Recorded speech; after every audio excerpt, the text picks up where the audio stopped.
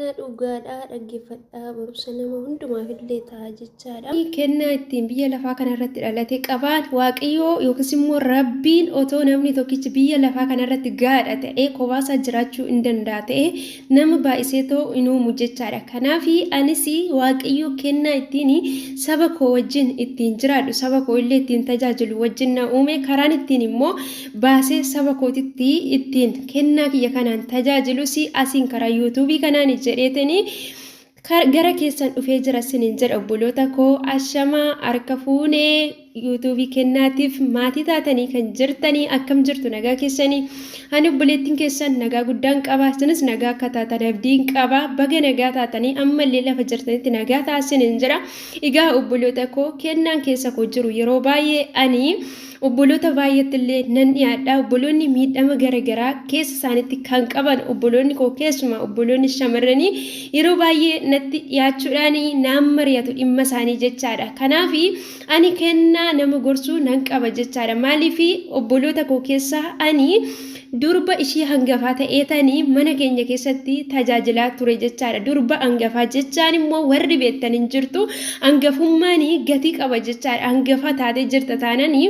maatii kee keessatti mana jiraattu bakka mana maatii kee haadha abbaa kee keessatti manni sun yookiis immoo wanti mana sana keessatti haadhummaa yookiis immoo bakka buutee kan gargaartu haadha lammaffaa taatee obboloota kee gargaarta jechaadha gorsaan isaa ta'uu guddisuudhaan wanta isaan dhaabanillee bukkee dhaabachuudhaan jechaadha akkasuma hani obboleettiin keessanii akkaataa sanaan kanan guddadhee obboloota koo durbaatiif hangafa ta'ee bakka haadha bu'ee jechaadha haadha lammataa ta'eetanii obboloota koo guddisaa gorsaa jira jechaadha waaqayyoo gaafa wanta tokko biyya lafaarratti nama uume karoora fi yaada nama uumeef qaba kanaaf gara sooshaal miidiyaa kana dhufuun koo obboloota miidhama garagaraa qaban obboloonni koo isaanii kallattiinaaf danda'ameen gargaaruu wanta ofii kiyyaaf itti jiraachaa jiru hamma naaf galeerraa obboloota kootiif qooduudhaaf gara yuutuubii kanaa dhufee yaadni ijoon gara yuutuubii kanaa dhufeefanii obboloota koo kan isin beektanii ani beekuu dhiisuu hin danda'a kanan beeku immoo isin beekuu dandeessu jechaadha. Kanaaf iyyuu wal gargaarree wal gorsinee gara gaarii fi gara qajeelaa jireenya boruu gammachuu qabutti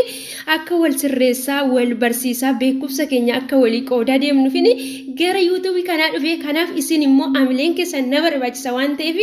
wanta keessa koo jiru kana baasitoo jechaadha dhaloota karaa irratti afaa jiranii dhaloota karaa irratti kufaa jiranii karaa kiyyaan maaltu beeka waaqayyo uuman keessanii karaa sin qabsiisuu danda'a waan ta'eef na jajjabeessaa isin hin jira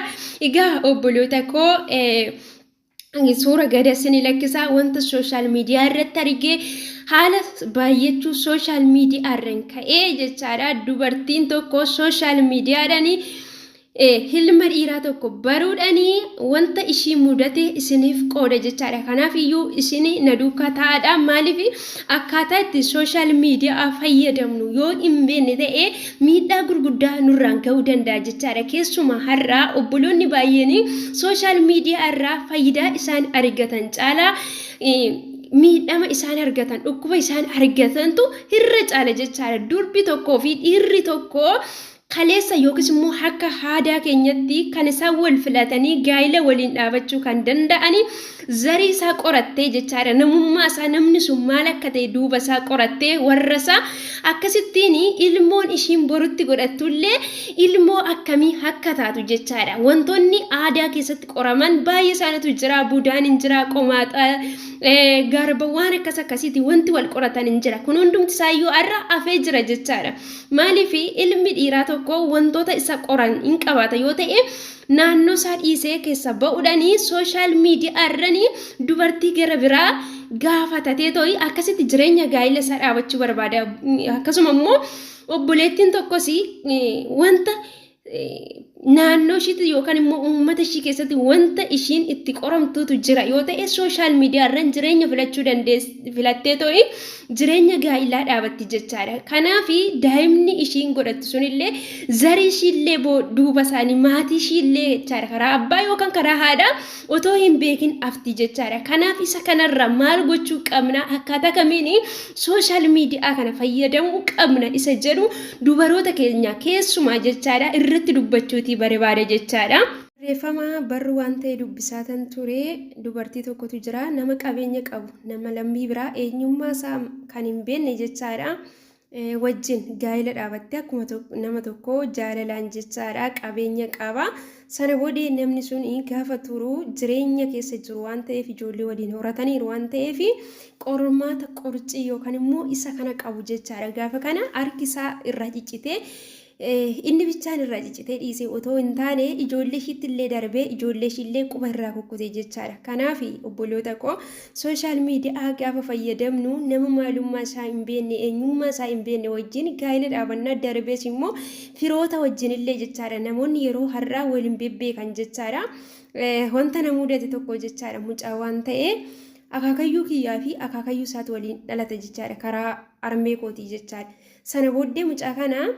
waggaa lamaan waan dura akkas jechaadha wajjin haasofne karaa miseejarii dhufee na dubbise yeroo baay'ee immoo ani gaafa nama wajjin haasa'u deemee tan porfaayilii isaa jala galee namoota bebbeeku fa'aa nan beeka laata jedhee jala deemeet ilaala gaafa naqu maatii karaa armee kootiitu baay'inaan jala jira jechaadha. Gaafa kana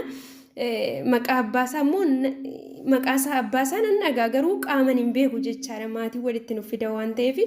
achii gaafa kana armee kootii itti hime jechaadha. Beektaan nan ishiin adaada kootii barinaan jedhe mucaa wajjin hin haasofna jechaadha. Dhimma jana keessa iyyuu gale jechaadha mucaan achii ani kan shiitiidha. Ati armeen koo adaadaa siif taate ani nu lamaan immoo durbii yookaas immoo obboloota walii taanan nan akkamitti akkanatti beekte naan jedhee mucaa sana wajjin wali barree jechaadha obboloota jechaadha nuti. Kanaaf obboloota koo nama hin beekne wajjin gaafa jaalala uummannee gaa'ela keessa otoo wal qorannee maalummaa walii duuba nama sanaa jireenya akkamii keessa akka darbe ammas immoo jireenya nama sanaa maal keessa akka jiru duuba isaa eenyummaa isaa isa sirrii otoo gadi fageessinee duuba isaatiin qorannee hin beekini waan hin taane waan bakka dhimma jaalalaa keessa galuu hin qabnu siniin jedha obboloota koo. Ijoollee keenyaaf boru akkanatti namni gaafa walitti dhufee jireenya gaa'elaa keessa galee waaqayyo kan ittiin nama eebbisu ijoolleedha waan ta'eef har'a jireenya keenya otoo dhaqeetoo waan namaa keessatti hin kufini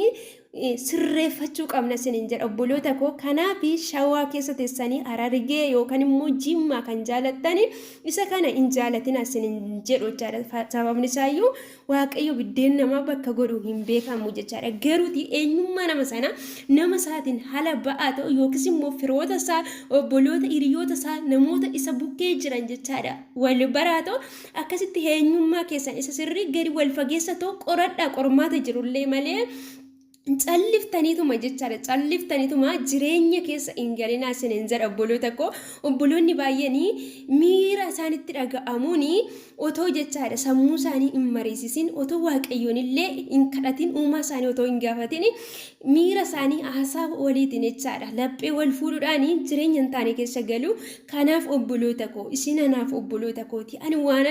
waan akkasii keessatti kufuu hin barbaanne fi wanta na keessa jiru obboloonni baay'een immoo ittiin kufaa waan jiran isinii qooduudhaaf an dhufe waan akkasii isiniin jedha wantoota jiran immoo walumaan itti deemna. Yaada keessan naa barreessaa itti fufaa hojjettanis dhaabii hojjettanis nan dhaaba isiniin jedha. Yaadni koo keessa koo jiru inaaffan keessa koo jiru obboloonni koo dubaraa maaliin miidhamu baqa wal gorsina karaa sirriirra wal qabsiifna isa jedhudha obboloota koo. Eebbifamaa sabskiraayib godhaa laayik sheer gochuudhaan na jajjabeessaa galatooma.